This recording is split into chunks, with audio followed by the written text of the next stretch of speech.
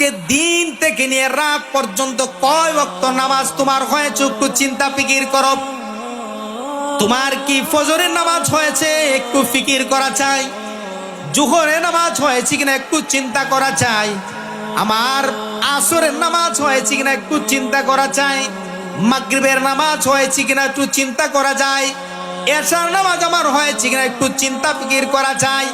বন্ধু, তুমি হিসাব করে দেখো, যদি তোমার নামাজ না হয়ে থাকে আর তুমি যদি আজকে রাত্রে মারা যাও, ফজর তোমার কাজা হয়ে গেল, জোহরও কাজা হয়ে গেল, আসরও কাজা হয়ে গেল, মাগরিবও কাজা হয়ে গেল, এশার নামাজের আমল নামা তোমার আমল নামা নাই।